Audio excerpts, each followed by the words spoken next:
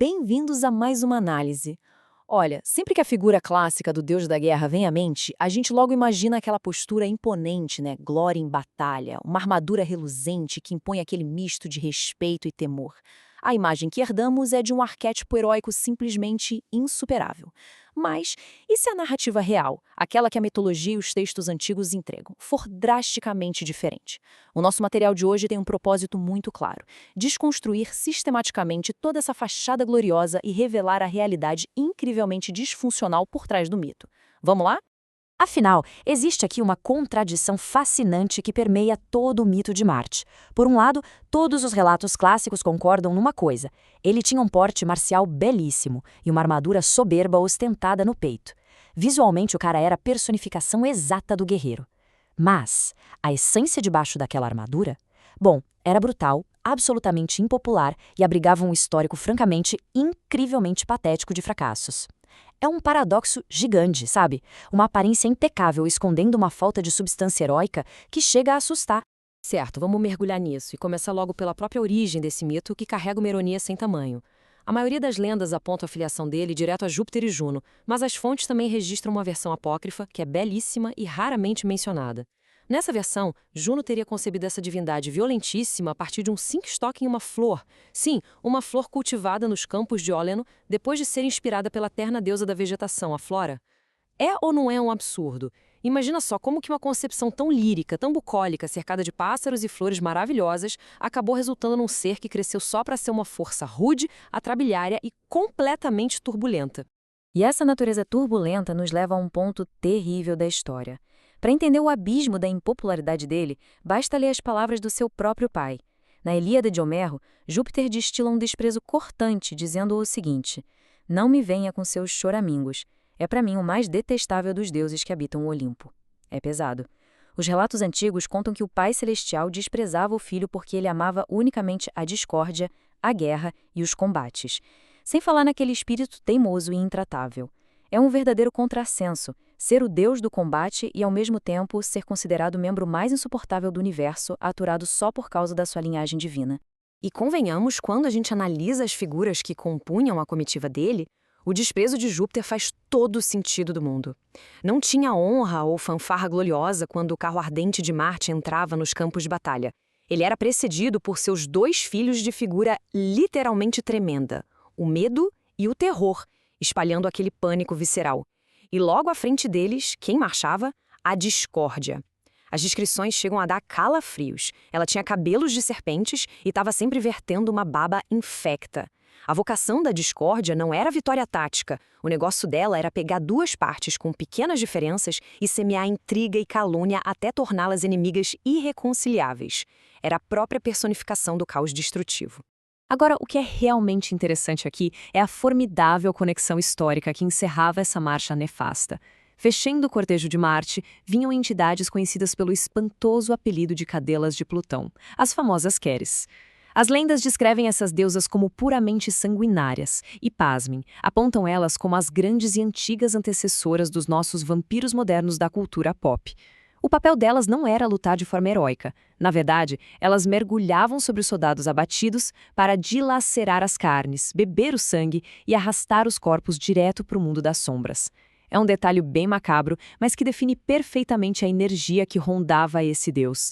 Vamos avançar para ver como isso se constrói, porque, dadas essas companhias horripilantes, a gente esperaria um histórico implacável de vitória, certo? Mas, paradoxalmente, as derrotas de Marte são muito mais abundantes. É um verdadeiro currículo de humilhações cósmicas. Em seu pior revés, e talvez o mais cômico de todos, ele passou incríveis 13 meses aprisionado dentro de uma jarra de bronze depois de ofender os gigantes Aluídas. Imagina a cena. Na Guerra de Troia, foi derrotado e ferido pelo mortal Diomedes. Ele também fugiu de forma bem vergonhosa da fúria de Hércules por 2 vezes e, para coroar essa lista de fracassos, ao tentar vingar a morte de uma amazona, ele tomou um raio bem na cabeça disparado pelo próprio pai.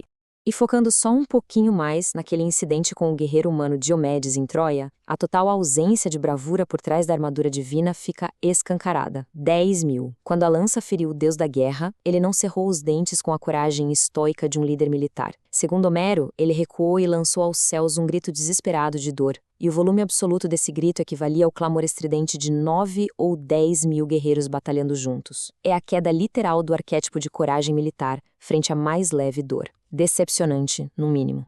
Então, o ponto crucial é tentar entender os motivos dessas derrotas constantes. E a resposta parece bem clara quando a gente contrasta Marte com a sua maior rival, a meia-irmã Minerva. Existem aqui filosofias do mundo antigo que são diametralmente opostas sobre a natureza do conflito humano. De um lado, a gente tem Marte, governando só o aspecto sanguinário e tresloucado da batalha, valorizando a morte pela morte e a força bruta. Do outro lado, temos Minerva, que também é uma deusa associada à guerra, mas que governa pela tática, pela diplomacia inteligente e pelo apelo direto ao instinto mais nobre do guerreiro. Basicamente, é o caos da força cega batendo de frente com o brilhantismo do intelecto. E essa diferença filosófica se concretizou numa humilhação física muito específica, bem diante das muralhas de Troia. O combate direto entre os dois foi incrivelmente vergonhoso para o lado da brutalidade. Olha a sequência. Primeiro, o furioso deus da guerra arremessa um dardo contra a irmã. Segundo, Minerva desvia com uma facilidade absurda, meio que já antecipando aquele golpe racional. Terceiro, ela revide atirando uma pedra maciça diretamente no pescoço dele. E quarto, o tão temido deus da morte sem sentido cai por terra, totalmente nocauteado, e fica largado lá, escutando os deboches e as risadas da brilhante irmã vitoriosa. Um vexame completo. Agora, a nossa análise revela um ponto fascinante. Isso ilustra brilhantemente como uma cultura reflete seus próprios valores. Uma civilização que estruturou seu poder e grandeza na prática rude e utilitária da expansão militar rápida, precisava exatamente de um deus desprovido de limites táticos. Os romanos alcançaram a sua grandeza histórica por meio do ofício impiedoso de conquistar e dominar. Para eles, a brutalidade impetuosa de Marte refletia, em muitos aspectos, a própria engrenagem do império, e aquele fervor incontrolável das suas legiões marchando pelo mundo. O que nos arrasta direto para o último, e talvez o mais chocante, paradoxo explorado nas nossas fontes. Pensa bem, como é possível que essa força da natureza intratável, impopular e cruel tenha conseguido o amor da mais bela das deusas, Vênus, e ainda por cima ter se tornado o pai do famoso Cupido? A resposta proposta pelas crônicas é que o próprio amor opera como um intenso campo de batalha tático. Era algo natural que dois arquétipos divinos tão absurdamente opostos, de um lado a ternura da beleza e do outro a força cega da fúria, acabassem se atraindo com uma gravidade irresistível. Mas claro, mantendo a coerência perfeita daquele seu currículo de fracassos, a grande vitória no amor logo se transformou no escândalo culminante de sua narrativa. O amante ardente e a deusa infiel foram pegos no flagra. O deus das forjas, o truculento Vulcano, que era o marido de Vênus, capturou os dois na cama usando uma rede divina e indestrutível forjada por ele mesmo. Incapaz de usar a sua famosa força bruta para se soltar, o deus da guerra ficou ali, imobilizado e exposto à execração pública, sendo alvo das gargalhadas cruéis de absolutamente todos os outros deuses do Olimpo reunidos. Que cena, hein? E assim a gente vai chegando ao fim da nossa análise, com essa reflexão que não quer calar. Fica muito claro que a divindade temida debaixo daquela armadura reluzente era na verdade detestada, ineficaz e rotineiramente nocauteada pela inteligência.